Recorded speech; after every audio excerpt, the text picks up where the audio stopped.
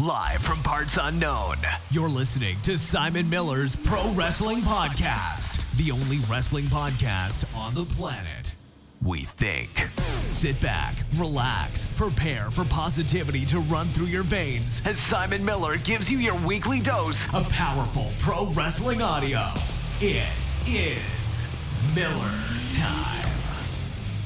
Hello and welcome to Simon Miller's Pro Wrestling Show. My name is Simon Miller, and as you know, this is a pro wrestling show. Thank you very much for joining me today on yet another crazy week in pro wrestling, although at least with the weekend looming, we don't have a pay-per-view, which I look forward to pay-per-views, and I like pay-per-views, but there are so many pay-per-views recently, I'm a bit like, you know what, I'm quite happy to have a weekend where I can just chill out. Well, kind of chill out. Obviously, SmackDown's now on Friday. We'll get to it. We'll talk about it. If you're a brand new listener, thanks very much for joining me, and if you're not, thanks for coming back. More importantly, though, I think it's the third episode we've done this week, but it's the episode towards the latter end of the 7-day period, which, of course, is when I reach out to my patrons, who, of course, make all of this possible. I wouldn't be able to podcast without patreon.com/Simon Miller 316. And reward, I guess I can't think of a better word, but a reward I offer is you can come on the podcast and we can have a chat. We can chat about whatever you want. I get a real kick out of meeting people in the wrestling community. You know, everyone's got different thoughts and everyone's got different opinions. And also, you never know where the conversation's going to go. I'll never forget the episode where we got someone on. The first thing they said was, I don't like wrestling. And I was like, sweet. This is going to be the most interesting one so far. And it was good. We got to the bottom of a very important case study. But I'm very happy to say today, for the first time, we got Linda coming all the way from America. Linda, how you doing today? I'm doing great, Simon. Thank you. It's a pleasure to be here. Oh, it's a pleasure to have you. I always, to this day, I know I've been doing this a while, the fact that somehow YouTube content or internet content is worldwide and global, I'm an old man, basically. It blows my mind. It really does. So thank you for joining me. Absolutely. Awesome. So let's get some wrestling contents first, as we always like to do.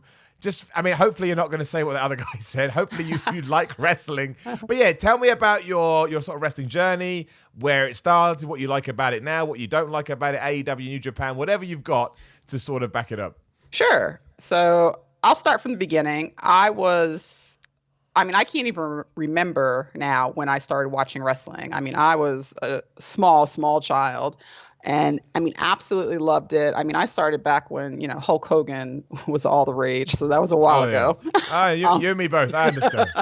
But yeah, so grew up on the old WWF, watching that every Saturday morning and just, all throughout like teenage years, and then the Attitude Era came. I was a teenager and a young adult. So that was like awesome, being that age, watching, Stone Cold Steve Austin and The Rock. Those were just the best of times for wrestling. And I was I was ridiculous. My family still makes fun of me now of like how intense I was, like everything was wrestling. That's all I ever wanted to talk about. That's lovely though, I think, because I was like that then too. I had other interests, but none of them seemed to sort of, get deeper in the surface than wrestling did. It was just wrestling all the time. Oh yeah, all the time. And like I'm grateful to my family that they tolerated it so well, because I'm pretty sure, none of them like wrestling the way I did. So I'm pretty sure I got on their nerves quite a bit. Did you ever get banned from wrestling? This is always the thing I like to ask people, because I got banned twice, which is embarrassing now when I look back. But yeah, How do you get banned? Well, I got into it was nothing sort of serious. I got into a scrap with somebody at school, as you do, because he probably ate my lunch or something. I don't know. And I gave him a DDT, and that was it. That was enough. They said, yeah, you're not allowed to watch this anymore. So what I would used to do, and my dad doesn't listen to this, so it's fine. But what I used to do is I'd record it anyway and not tell them. And then I would sit there in the lounge. I don't know what the hell they thought I was doing. I would close the lounge door, and I would have I would hit play on the old VHS, because we all remember those. And I'd have my finger over the stop button. And as soon as the door made a noise, I'd hit stop. And the whole point of the plan was to make sure there was something on TV that would a kid would be watching. But I would forget sometimes. It'd be like some kind of political show. And my dad would just look at me like, what are you doing, you stupid kid? Like, I think he was well aware, but I did it. It was embarrassing. Sorry, continue. I just thought I'd tell that story. No, it's good. Yeah. No, I like that. No, I never got banned. No, like I said, they just tolerated it very well. And so that was true, like all the way up till like my, early 20s. And then, life happens, and, I'd finished school, I'd started working full time, and, was kind of into the social scene. And so I kind of stopped watching it, for a while. Didn't really have anything to do with it. And then probably about 2017, I was on Netflix looking for something to watch, and I came across Lucha Underground of all things. Wow. Yeah. And I thought, well, that looks kind of interesting. So I'm like, well, let me watch an episode. If I like it, I like it. If I don't, that's fine. And I watched the first episode and absolutely loved it. And had to binge watch. They had 2 seasons on at that point, so I had to binge watch 2 seasons of Lucha Underground. And I had never seen wrestling like that. Like, I remembered wrestling, so I stopped watching like the early 2000s. So I had never really seen like the wrestling, like the Lucha style of wrestling that was so fast and so many like flips and high spots, and I just loved it. And from there it was like I guess it's kind of like reopening a door. I got curious, what's going on in wrestling, started just Googling names that I remembered. And then one Monday I was like, I wonder if Monday Night Raw still comes on. And so I looked it up, and it did, and I watched it, and since that point I've been back full throttle. That's amazing. That's such a cool story, especially because you got back in with Lucha Underground, which I think most people appreciate now is quite experimental, right? Like it was. I guess, all wrestling is episodic based, but that was super episodic based. Hence why you can put it on something like Netflix, and it made sense. So when you go back to something like Raw, are you a bit like, oh, actually, no, I think.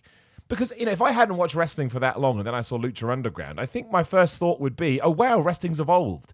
And wrestling has almost become like a weekly, it's always been a weekly drama series, but, now it's kind of taken on that whole hog.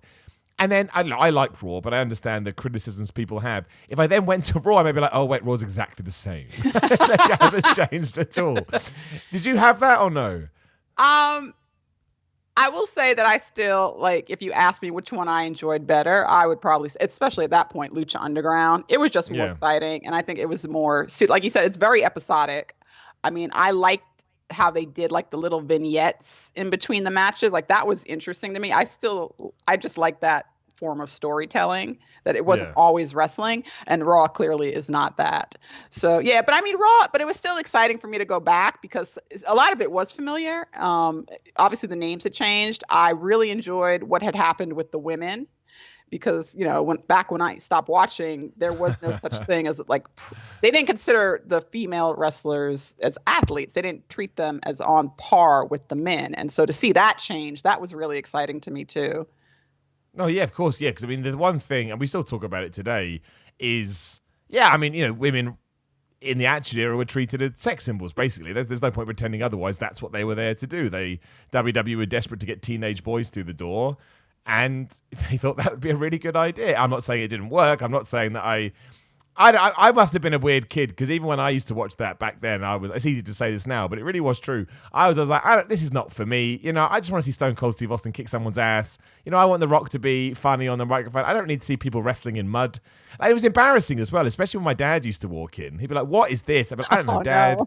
I don't know. I just watch it, man. I don't care for these bits. So what was there a certain sort of wrestler like Becky Lynch or Charlotte that stood out when you first got back into it?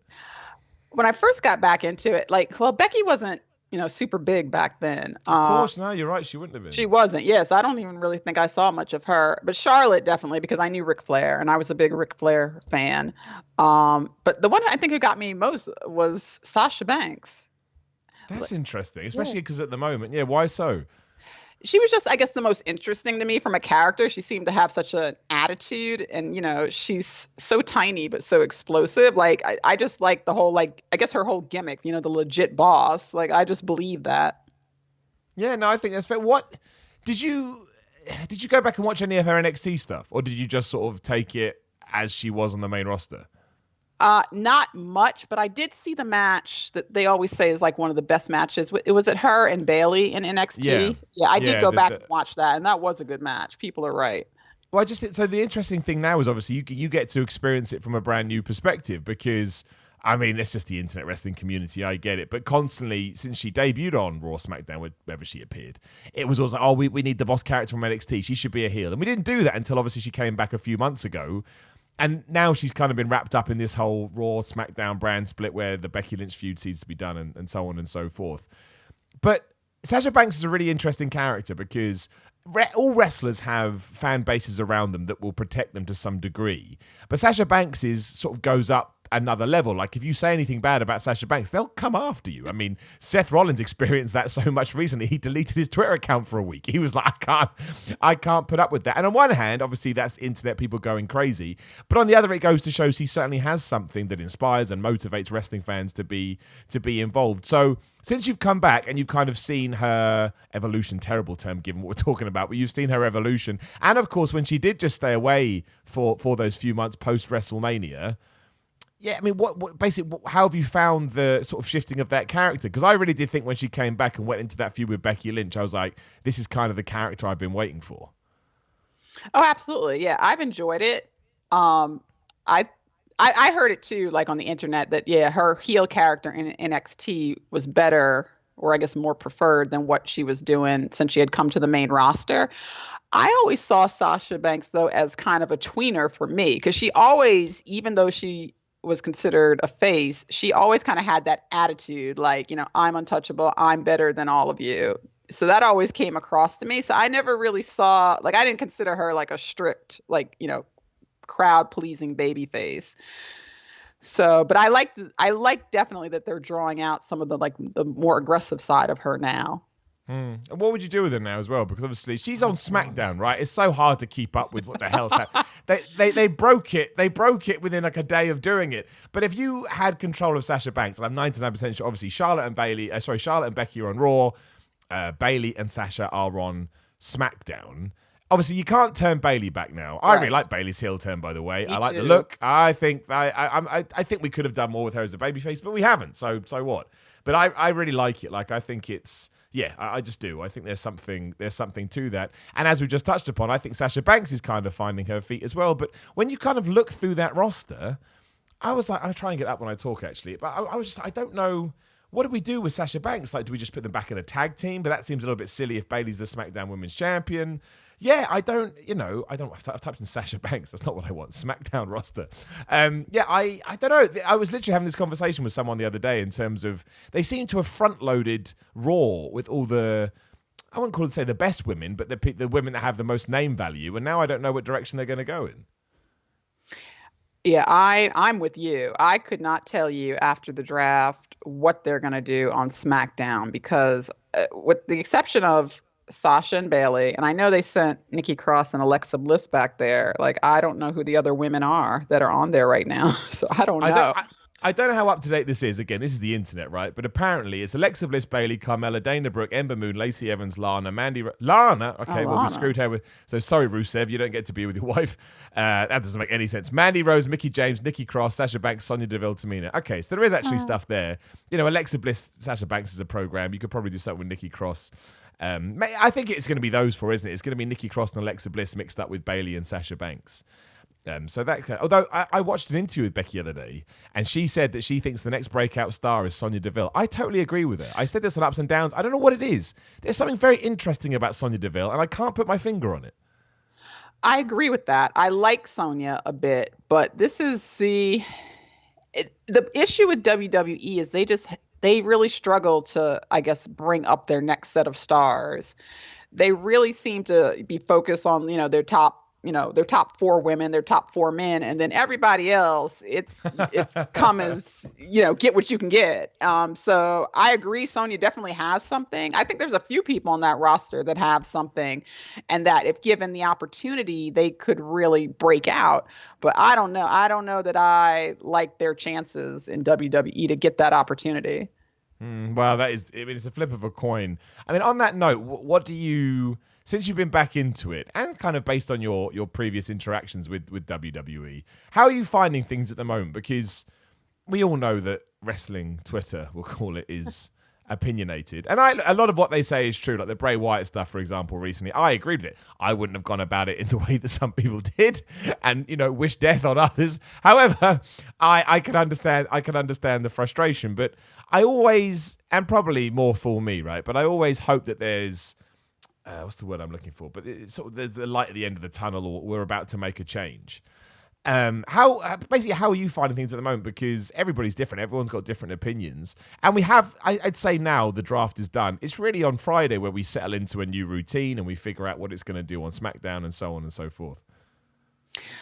Right. So I agree. Like the draft, I'm hoping the draft is a little bit of a reset, because I think when they did the wild card rule, like they seem to be doing okay. And then when the wild card rule came, that's when I feel like they really started hyper focusing on, whatever their top 4 or 5 people that they want to hyper focus on. And that's when we kind of, stopped really trying to develop, some of those storylines that fall further down the card.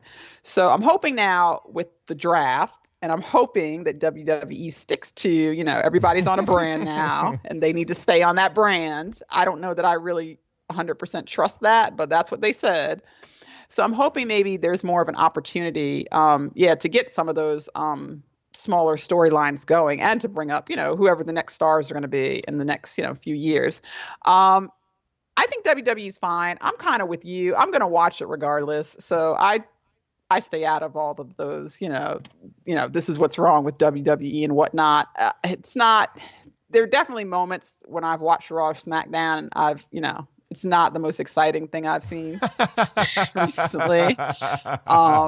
Sometimes it's hard to focus on it and or stay awake, because those shows run pretty late, where I am. So, but yeah, I'm hoping with the draft things change, but I'm also kind of weary at this point, because I feel like we've said the word reset a couple of times this year and it's just never really panned out.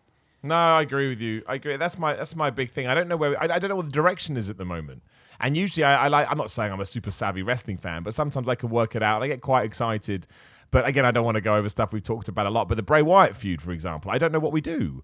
And something broke yesterday that apparently the Raw after Crown Jewel, we're going to get Bray Wyatt versus Seth Rollins in a cage match. So I'm like, wait. So we're breaking the brand split again. Good.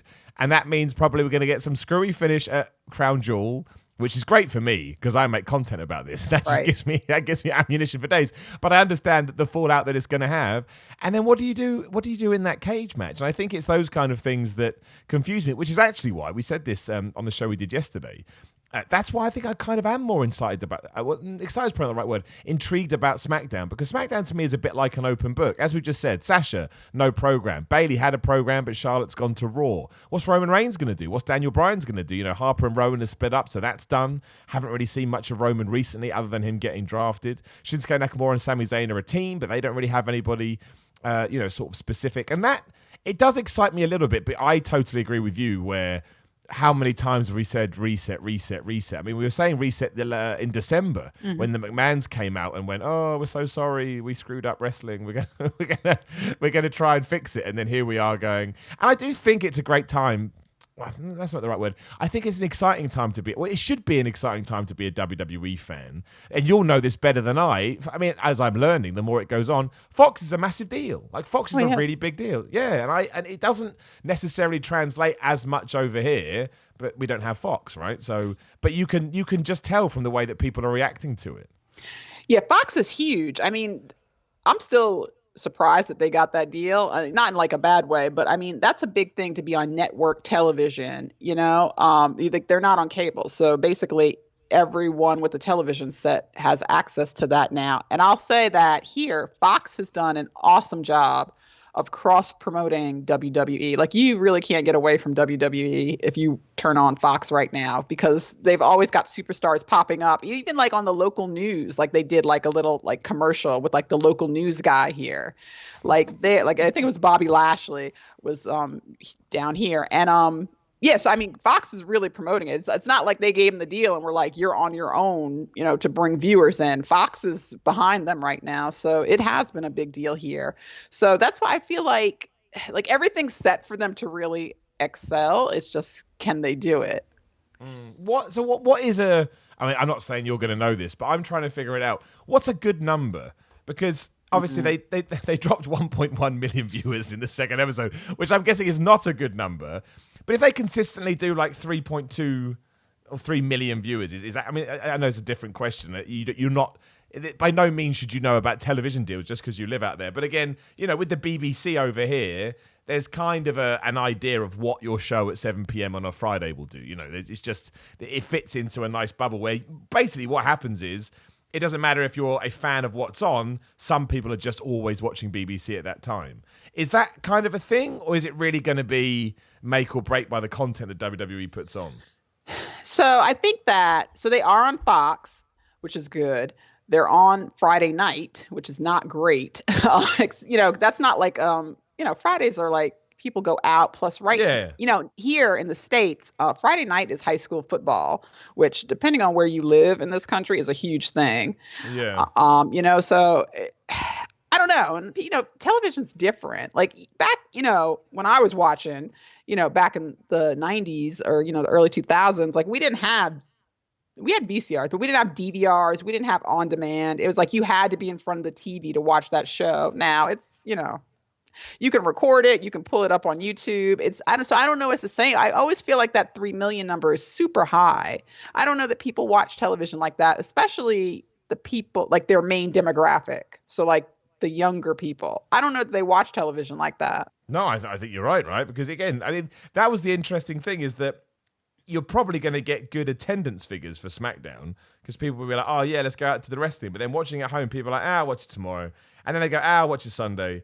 And then Monday rolls around, they go, I'm not going to watch it. Right, right. It's like nobody's watched. Absolutely.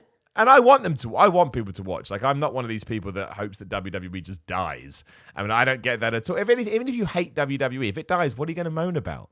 You're not going to have anything to moan about, and you'll be sad that it's gone.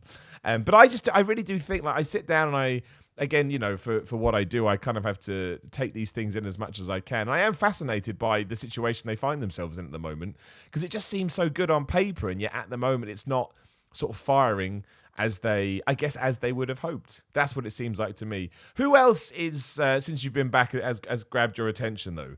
Because everyone has a guy or a girl I find when they tune back in. They're like, oh, that's my that's my guy. It's always the phrase, that's my guy, and you don't really know why, but you just like him. Oh yeah, definitely. Well, definitely Becky Lynch.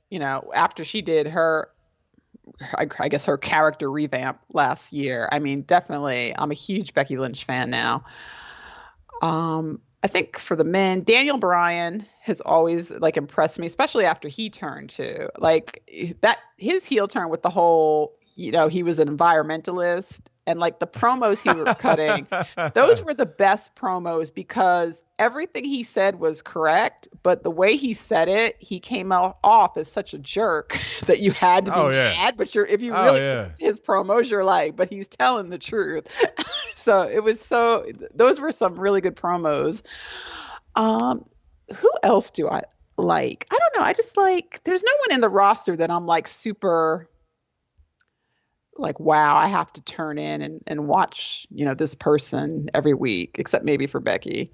I think 2 is good. I think most people have 2. I like the fact that I think Becky Lynch kind of hit a note with most people, right? I mean, I always thought Becky Lynch was a fun character, but when that blew up, even I was like, oh man, Becky Lynch is cool.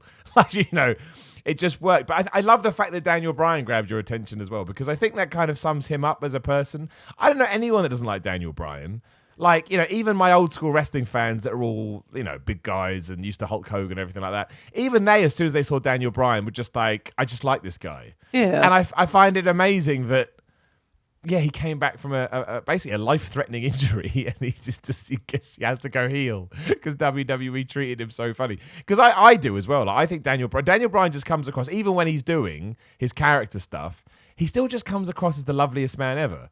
He's just something that he emits, and because of that, I just want to support him and I want to see him do well always. Right. It's like, the whole Roman Reigns things. Him coming back from obviously everything that he went through, and I heard it on that SmackDown the other day. People were booing him, and I was like, "How are we booing Roman Reigns, man? Roman Reigns like a real life superhero." What we should talk about Roman Reigns actually, because that's all. Did you come back in when the Roman Reigns stuff was happening? So I came back in when everyone was booing him, and I to this day don't know why, because clearly I missed whatever happened, whatever turned people against him. But like I watch him, and I think he's actually a really good wrestler. Like he's very solid, and so I don't understand why people. I mean, he might not be your guy, but I don't understand why people boo him so much. I mean, I think it was the Daniel Bryan thing, right? Which kind of ties into what we were talking. People were so desperate for him to be a success that Roman was the chosen one. So like, nope, we don't like it. Yeah. But it is so strange because to me, and I always get comments when I say this, but it's true. To me, Roman was always, it works. I understand the look. I get it. He's a WWE guy. his work is always good. I remember he had a match with Daniel Bryan like 2014 or 15, whenever it was. And I was like, well, maybe it's later than that, whatever. And I was still like, okay, he's really good at what he does. I don't get the hate. It was always a disconnect for me. And now I thought, obviously, I'd rather it went another way. But after everything with his illness and going away, I thought, okay, this is it. This is one of those weird real life things that will just play into a character and play into fiction. And now we're just kind of back to it again. It's just like, I don't get it. Roman Reigns is such an anomaly. He's such a fascinating person, but I actually think maybe that's going to give him more longevity. I don't know. Yeah, I feel like people have come around on him now, and some of that has to do with what happened to him with the leukemia and everything, and that's good. But I do not get it. It's so weird. And there's a couple of things like that I just don't get in wrestling because like I've really only been watching it seriously again for 2 years. So like things that happened like in 2015, 2016, and that people are still upset about, like I don't know what that's about. So I kind of just have to enjoy it for what it is right now. That's great, though. I love that when you get back in and you just like, I don't know what's going on. I mean, that kind of sums up wrestling in 2019 a little bit because it is very focused on a certain group of fans that won't go anywhere. I don't know. So, we talked about how you kind of got into, through Lucha Underground. Have you sort of ventured out and watched any other promotions like New Japan or AEW or anything like that, or are you strictly WWE? Oh, no, I am watching AEW now. Right, okay. So what do you think about that? Because obviously with that, you're on board from the start, right? I am, yeah. I guess I am because we're 3 episodes in. So I've seen all 3 of them. I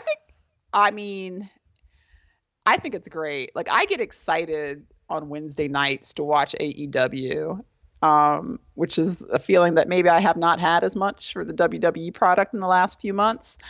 But I'm always curious to see what they do. I think they've knocked it out of the park for their first 3 episodes. I mean, just what they've been able to do to establish like who everyone is on that show, like who you should be cheering for, who are the up and comers, who should, keep an eye on these people. Like, and they've really been able to do that in just 3 episodes and like the buzz they've created without, with the exception of maybe Chris Jericho and Jon Moxley, if people made that connection with him as Dean Ambrose, they really don't have like household names on that show. But no, yet it's true. They've been able to generate like all of this buzz, and like I said, they've done, even for me, like I don't know all of their roster. I know some of it, but like I feel like I very much know who's who, and I have an idea of where certain people are going to go and where certain stories are going to go. And like, I'm just excited. And I feel like every week they leave enough of a cliffhanger that I'm excited for the next week. Yeah, no, I totally agree. I think the cool thing is that we don't know these wrestlers as well. Like, I love that. Like, it's there's a somewhat, I hate this word, but I use it because people know what I mean, a toxic mentality in wrestling where if you don't know every single wrestler in the world, you're no longer a fan. Oh, yeah. I'm like, that is such a preposterous way to assume, like, not everybody can spend 24 hours a day watching every wrestling product ever. Like, there are times when I've said, I don't know this person. People are like, really? It's like, yes, I don't know who they are. Like, it's okay. And if someone says, if you say you're a wrestling fan, you don't know who Roman Reigns is, then you can probably start questioning what you actually watch. But, that's the thing I love about AEW. Like, Riho, for example. I cannot get over how popular Riho is. Like, she's a really good wrestler, but I don't understand where all the extra love has come from at all. It's the same with people like Darby Allin and even Sammy Guevara to a lesser extent. They elicit these huge responses, and I almost feel like I'm the guy playing catch up. But that's so refreshing to me because, as much as I like being sort of up to date as much as I can with WWE, I'm glad that I all of a sudden get to meet these new characters and see how they're going to get over and see what AEW is going to do and see them working with people that I recognize like Chris Jericho. Again, I will watch AEW and I watch WWE. I love both. But AEW certainly brings me a sort of a product and environment that I'm not used to. And I like that. That's what I want. I want an alternative, right? As everybody says. Absolutely. They are. That's exactly what they are now. They are a good alternative to WWE. Like, I don't think they're competition yet. They're just not big enough. They don't have the names yet. But if you're feeling like you want to see something new and different, like, they have it for you. And they've been delivering. Like, they're just doing a really good job right now. Yeah. No, I think they are. I just think it was great. It's not perfect by any stretch of imagination, but nothing is. Who's sort of standing out to you there? Because, Yeah, my Darby Allin's got me now because anyone that can climb the ropes with their arms tied behind their back. I mean, what the? That was cool. I can't. Right, honestly, I'll try and get a clip and send out to everyone of me climbing the ropes in a wrestling ring. I look like a baby that's learned to walk for the first time. I'm terrified. Even now, I do not like being up there. And to me, that breaks physics. I don't understand how he did that. Oh man, but even see, it's funny how those things in wrestling work as a positive. As soon as I saw it, I was like, I like him. That's it. I was like him because I don't get how he did it. Well, you know what? That's funny because when I first started hearing about Darby Allin, I wasn't sure about him because I usually don't like those kind of darker characters like that. Yeah. But he's definitely grown on me. I definitely enjoy seeing him now. And I'm looking forward to what he does now because he's kind of had that championship match with Jericho. It went pretty good. And so now he's kind of in the spotlight. So I'm interested to see what they do with him. I know he's not exclusive to AEW. So it'll be interesting to see. I mean, there's a couple of guys they have on their roster like that. So that's another interesting thing about AEW. Like WWE, you work for WWE. They're not interested in that. Whereas some of these guys, I still see them with indie bookings. So it's so are they really going to focus on them? Or, is it just going to be, when they have a spot for them that they come in and do what they do? But we'll see. But I mean, AEW. So my favorite wrestler is not in WWE. My favorite wrestler is Pentagon. So really, yes. That's great. Oh, that's great. Okay, let's talk about Pentagon. We never talk about Pentagon on this show, and we should. We should. I love Pentagon. So, just the opportunity to see him more on regular television, like that, I'm so excited about that. Why Pentagon? I want to know. I like him, but no one ever says that, so I love to hear it. So like I said, I started out watching wrestling again on Lucha Underground. Which of course you did. Yeah. How did I not make that? Of course, yeah. So he was a big part of that, and I don't know what it was, but the first time I saw him come out, I don't know. It's just you've got a Mexican luchador in a ninja costume who likes to break people's arms and hears his voices, and to me that was like pro wrestling. I'm like, that's perfect. I just think he has a charisma, and to be able to carry off that character, he's just always been very interesting to me. Yeah, no, I totally agree with you. I think he's wonderful. What do you think about the fact that in AEW he's more showcased as a tag team guy, or do you think it's one of those things where it's just awesome to have that in your back pocket, right? Once the tag team run its course, whenever that may be, you can bust out, single star Pentagon, and that he's got. I mean, we've seen it in AEW, right? The Kenny Omega match, which was ridiculous. But I mean, do you like him in the tag team? Would you rather see him as a singles? I like him in a tag team. I mean, him and Phoenix are fabulous together, the way they work together. Eventually I would like to see him in a singles program just because I know he has that in him. And I remember what he did in Lucha Underground, especially those first 2 seasons, he was killing it. So, he ran that thing for me. He did. Yeah. He really did, especially as they got more into that story. So I know he has it in him to have a really good singles run. So eventually I would like to see that. But like I said, I'm happy just to have the opportunity to see him on regular U.S. television, on a fairly regular basis. That must be cool, right? When you get into someone like that and then you kind of went on his journey with him. You were like, oh, wow, there it is. There's his break. Oh, absolutely. And truthfully, thinking back, there's a lot of people who are on Lucha Underground now who have done pretty well for themselves. I always laugh about that. They probably were they were on this little wrestling show on this, network that nobody has. But, a lot of them at least, have gone on to do really great things.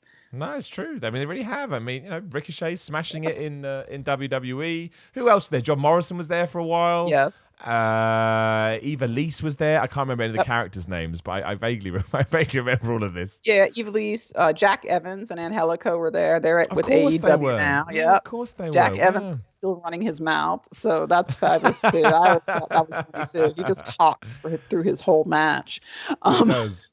I like it. Did Pentagon ever get killed in Lucha Underground? Did he ever have a death storyline when he came back? I can never remember who died and who didn't die. You know what? So I'm going to tell you, I only saw the first 2 seasons, but I do have access now to all 4, and I'm going back through it now. So I don't know, but I'm going to find out. I used to love that. I used to kill people off, which did. You don't see in wrestling ever. And then they come back. And you'd be like, what's going on? They come back like a real soap opera. I loved, honestly, I think I watched, I wasn't wasn't a week to week guy. I think I watched about on and off. I knew the story for the first 3 seasons, though I don't remember it now. And I did remember thinking that it's a shame, that this hasn't. I can't remember the right word, but I'm not saying that it didn't get into the. It'd just been cool if you could have that model that was sustainable, like AEW or WWE, and maybe it would have been if it was done differently. Right. I just, I don't ever. I mean this, and people roll their eyes, but I don't ever want WWE to go away. I just don't. I like what they do. I like the way they approach it. It works for me, and it's the same with AEW. I can already see that it's going to fill a wrestling hole. But it would have been awesome if Lucha Underground could have had that same success. I could easily. I would have watched other stuff too, but if someone said, Miller, you only get WWE, AEW, and Lucha Underground, I'd be like, that's fine. I can handle that. That works for me perfectly. Oh, that'd be great. Yeah. The perfect world. It really, really would, just because you've got, again, it's hard to say no to WWE because we grew up on it. AEW kind of feels like WCW or whatever. And then Lucha Underground is this brand new, amazing thing that someone just made up one day. It's absolutely baffling. Does not give a crap about kayfabe, quote unquote. But it worked. I miss it. I really, really miss it. And I like the fact they put people under masks. I thought it was good. Yeah. I thought it was good. Yeah. Joey Ryan was the other one who came out of there. Of course he was. I totally forgot about, oh my days. Like, how was that even a thing? What was his name? I don't remember. Or was he just Joey Ryan? I can't remember. It was Joey Ryan still. It was Joey Ryan. And I think he did have the same gimmick. I mean, he didn't go as far as he goes now, but it was the same gimmick that he has now. But he did a lot. Sorry, go on. I was going to say, he was in the story. He was like an undercover police officer, I think. He was. Now I remember. Yeah. And he used to do loads of intergender matches as well. Or at least he did once against Eva Lise, if I remember. He did an intergender match against her. Well, they did a lot of intergender matches there, which I thought was cool too. Coming back into it, like, because I'd never seen that before either. Well, yeah, let's talk about that, as we never talk about that either on the show, because that divides people even in 2019. Some people love it, some people don't. I'm a bit like, well, each to their own. I wouldn't say it's on my top 10 things I have to see in professional wrestling list, but if a girl and a boy or a man or woman, whatever, want to have a wrestling match, who am I to say no, you can't do that? I think it's up to the people doing it. But yeah, but you're a fan. You are a fan. You said, what do you think? Do you think that's something? Would you want to see it in AEW, for example? I mean, they've said no, but would you like to see it in quote unquote more mainstream wrestling promotions? I would if it serves the story. Like, yeah. I'm not for saying we're not going to do it because some people don't like to see men and women in a physical encounter, because it's wrestling. Like, that's it's wrestling. So I mean, I can get past that. So if it's to do it for to showcase something, then no. But if it's part of the story, like, didn't Tessa Blanchard have the story with, she had an intergender match, but it was like a whole storyline behind that.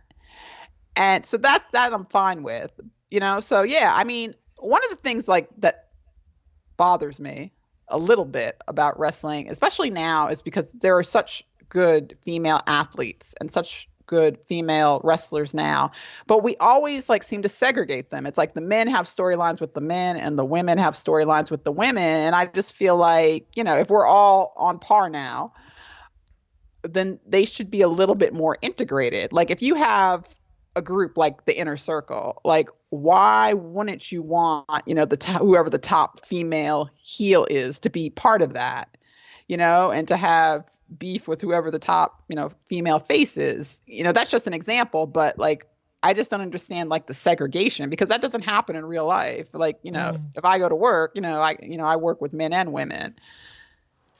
That's really interesting. I used to mention this more than I do now, because I guess it's better. But it kind of ties into, WWE used to do it a lot, where you would have the women's segment, right? That always used to stand out a mile to me. It's like, this is the time we feature the women. Right. They used to talk about ups and downs. It'd be like, it's really it's jarring, because like you said, it wasn't realistic. But this is where, and usually what they do is they throw them all into the same spot. They've been better with that recently, like I say, because you will get Sasha Banks and Becky doing something, then Bayley doing something, and somehow it usually all comes back round together. But yeah, that's an interesting thing, because the only real crossover story we have at the moment is Lana doing her Bobby Lashley stuff. But really, that ties into the Attitude Era stuff we were talking about before. It is interesting that the only time they will have this quote unquote crossover is because they want to do angles like that. I mean, you absolutely could do something like that, but they don't. I don't know why that is. I have no idea. I guess they just want to keep them as far away from each other as possible. Right. So yeah, it's funny you said that because I thought about the Lana and the Bobby Lashley and Rusev thing this morning too. I'm like, that's an example. That's probably like the worst way to do it, but at least they have integrated, the storylines, and you do have a female, superstar, working with the men. Not a great example, but yeah, I mean, I don't know. To me, it's just something I've always noticed that. Yeah, like they're just like in completely separate worlds, and not that, and you're right, they have done better as far as just not having like a single women's segment where everybody's in it, like, and they've done a little bit better developing the storylines for the women. Clearly at the beginning of the year, the whole, Ronda Rousey, Charlotte Flair, Becky Lynch, like they had a whole storyline going. So they've done better with it, but it's still like the women have storylines with the women, the men have storylines with the men, and they never cross, except for Becky Lynch and with Seth Rollins. I'm glad you brought that up because I could already see. Yeah, I could already see YouTube comments. I could see them already. It's like, oh no, I forgot to mention that. So you got there first. Well, what did you think about that? Because I still don't know what I think about it. I think that I didn't have a problem with it being Seth Rollins and Becky Lynch. I had a problem with the commentary. Right, that's what drove me nuts. Where they were desperate to let me know that these two are in a relationship. I was like, yes, I know. Also, I don't really care. Like, I understand that's part of the story, but you don't have to batter me over the head by going, oh, they're also a couple in real life. It's like, okay, this is real life right now. Like, whatever I watch for 3 hours on a Monday, that's real to me, right? I'm that guy. I'm a nerd. And I didn't think it was executed very well. It felt a bit rushed. It felt a bit like, oh, the internet loves the fact that these two are a couple, therefore we should make them a couple. I mean, that's kind of doing what you're mentioning. Did you like it? Right. So yeah, that is doing what I was doing. That's exactly doing it. And yeah, I think the execution was not what it could have been, because you're right. The focus on that story was the fact that Becky Lynch and Seth Rollins are a real life couple, where the focus should have been, Seth Rollins is the best male wrestler we have. Becky Lynch is the best female wrestler we have. And they've got problems with Baron Corbin and Lacey Evans, who are, friends backstage or whatever. So we're going to team up and go get them. That should have been the storyline, instead of, they're together as a couple and whatever. They just put Baron and Lacey together to give them something to do. That would have been a good storyline, but they didn't do it like that. No, they didn't. They literally did it like, wait. These two are a couple. Because do you remember all those backstage skits where it was overly hinted that Lacey Evans and Baron Corbin were going to go and like have sex or something? Oh, yeah. And I was like, what is this? They were a little floaty. Like, I don't know. That's something WWE does. Like, WWE does not like married couples. I heard somebody say that, but it's true, because they try to break them up. I don't get it. In story, they try to break them up, and they think that anytime you do have a storyline with a male and a female, it has to be because they're in a relationship, that's not real life. Like, people don't operate like that. No, it's true. I don't know why they do that. It's very odd. It's very, very odd indeed. But that is exactly what they do. Yeah, I think there probably was something in the Becky Lynch and Seth Rollins. But the fact they moved away from it so fast, and like you said, the fact they just randomly picked, Baron Corbin and Lacey Evans, they'll go together. It's like, will they? Will they? What? Yeah, why do I have to accept this all of a sudden? That was very weird. I totally forgot about that. I'm glad that we brought it up. Going forward, sort of rest of the year, Universal titles, championships. I mean, I let me rephrase that, given that, why... I'm not saying it's a problem. I was surprised that Charlotte Flair and Becky Lynch got put on the same brand on Raw. And then when they were teasing some surprise on the WWE Backstage show, whatever it's called, I thought, I'll be Charlotte, she'll go back. Do you want to see that feud anymore? Are you done with it? I don't know. I think I'd like them to be kept separate, I think is my big point. Yeah. So I wasn't surprised, only because I feel like we're going to start the ramp up to WrestleMania pretty soon. And I think they want that again as one of their top matches, is Charlotte Flair versus Becky Lynch. And so they want to start that feud up again. So yeah, I'm not surprised that they're on the same brand. Do I want to see it again? I mean, they're good together. They can definitely pull off a great match. I mean, we've definitely seen it before though too. So I don't know. I can't say that I'm super excited about it, but I'm pretty sure we'll get a good match out of it. Yeah, right. No, they're always good. Like, they always have great chemistry. I thought to me they're pillars of the women's division. You put one on Raw, one on SmackDown. It just surprised me when they didn't do it. That's it. What the hell do you do with them? I know WrestleMania's ages away, but people keep saying to this, what do you do at WrestleMania? I have no idea next year. As I usually, I like to think I have my finger on the pulse when it comes to that. I've got no clue. I got no clue with the men. I got no clue with the women, the tag teams. I don't know where we're going to end up. I don't even know what a WrestleMania main event is anymore. Like, having two people that genuinely make me feel like, because the Ronda Rousey, Becky Lynch, and Charlotte thing, that just worked. It was just like the right time, the right place, right. And that all ticked the boxes. And you kind of had that feeling around about November last year. You're like, yeah, I can see where they're going. This year, I'm like, I don't even know. Do you care about the Tyson Fury and Cain Velasquez stuff, by the way, while we're thinking about it? Or that not on your radar at all?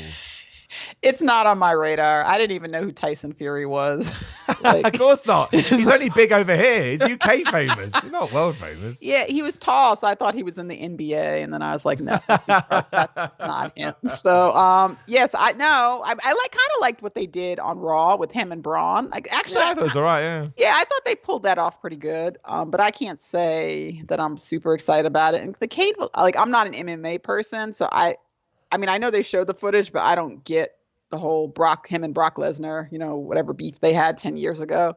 So, I mean, I'm sure it'll be fine. I'm sure there'll be a lot of people who will enjoy it, but it's just not going to be my thing. No, I get it. I don't mind them using mainstream celebrity. Well, they're not really mainstream because you didn't know who Tyson Fury was, but I don't mind them using celebrities because I get it. I understand what they're trying to do, and it basically launched the Attitude Era to begin with. So it's like, you can't get that mad about it. As it's come up, and I'm always interested by this. We are 2 weeks away.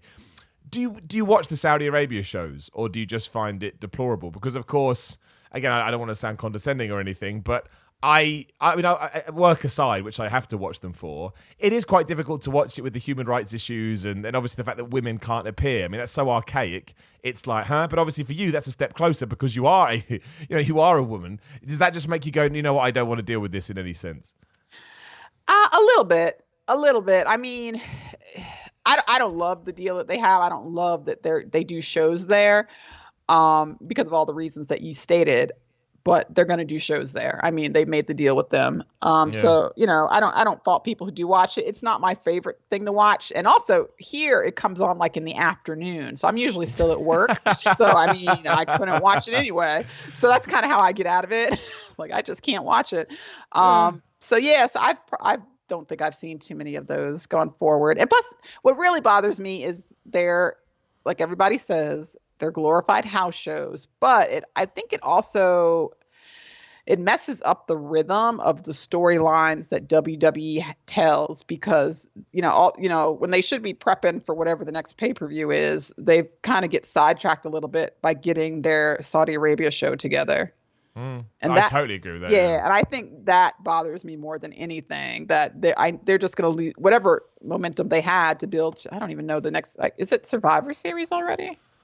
It will be, yeah. Right. They're going to do Raw versus SmackDown, and I'm going to implode. I'm going to implode. It's the one time I will lose all my positivity, and I'll just break as a human. I might be because I can't believe you. Yeah. That's Friday. Sorry, that's the 23rd of November. So yeah, that will be the next one. Yeah, that'll be the next one. That comes around quick, doesn't it? It does. And so I just feel like, because I remember the whole thing last year with, Becky Lynch breaking her nose right before Survivor Series. That seems like it was like a couple of weeks ago, but it's a whole year already. That's terrifying. That's this goes too quick. It goes too quick. Rest of the year is, I'm trying to find it now. Crown Jewel, Survivor Series, and then TLC. And then we're into 2020, and then somehow it'll be WrestleMania, and I won't be understanding what's going on. Right. That's what will happen. No, I agree with you about all the Saudi Arabia stuff. That's I mean, aside from everything we've talked about, the other bad thing is, they just derail their own stuff, and it just doesn't seem like it matters. It just seems like a waste of time. Yeah, it does. It means nothing in like the larger picture, but they focus so much energy on it. Well, that's the money, isn't it? That's the truth. It sucks. They get a lot of money, and money talks. Yep. And on that depressing note, we will bring this to. That's got to be the worst way I've ever finished a podcast. That is. Here's the truth about WWE. I'll talk to you later. It's true though, isn't it? And what can you do, right? What can you do? I think, and again, it sounds like I'm pandering. I'm really, really not. I think it worked best when they did that stuff, but then a week later, a week before, whatever it was, they had the Evolution show. I thought the Evolution show was great. I thought while it was a bit tasteless in the sense you're like, yeah, I know what you're doing, guys. It doesn't matter. So it does matter, but also at the same time, at least they balanced it out for me, a viewer, and I got to enjoy that. And they never done it again, and I don't really understand why. I guess it didn't do that well. I don't know. I liked it. No, it was good. Evolution, that's actually one of my favorite pay-per-views, since I've been back watching it. And I thought it was really cool to have all the women, and my nieces really liked it. So see, and that's the important stuff, right? People, we forget about that. I'm all for criticizing and being critical, but when you watch a kid watch wrestling, you go, oh yeah, I forgot. Right. I forgot. That's what it's about. And you see their face light up and they're inspired, and that is more important than anything when it comes to wrestling. And it's, again, this is why when you get the stupid internet, people go, oh, just do it. No, they're doing it. That's important to get, kids inspired, male, female, whatever. That's how not only do you build the next generation of fans, but you build the next generation of wrestlers too. And you have to make sure you're doing that. It's important to me anyway. Absolutely. Yeah. I always think when I read internet comments that are kind of nasty about wrestling, I'm like, you need to find a kid and watch it with a kid, and your whole perspective will change.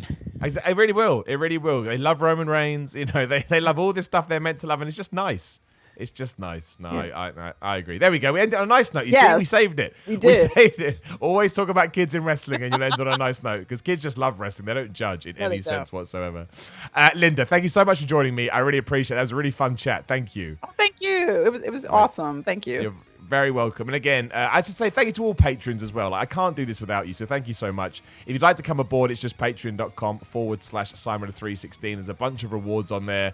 I'm on Twitter and Instagram at Simon316. I've got a wrestling merchandise store, which is simonmiller.bigcartel.com. If you want to buy some merch, you certainly can. And I have a YouTube channel where these podcasts also go up, and you can watch some of them live. Just search for Simon Miller. Give me a subscribe. Subscribe's always cool. Makes me feel like I'm doing well in life. Don't know why. It's numbers. Makes no sense. Anyway, thanks very much for listening, and we will talk to you again very soon.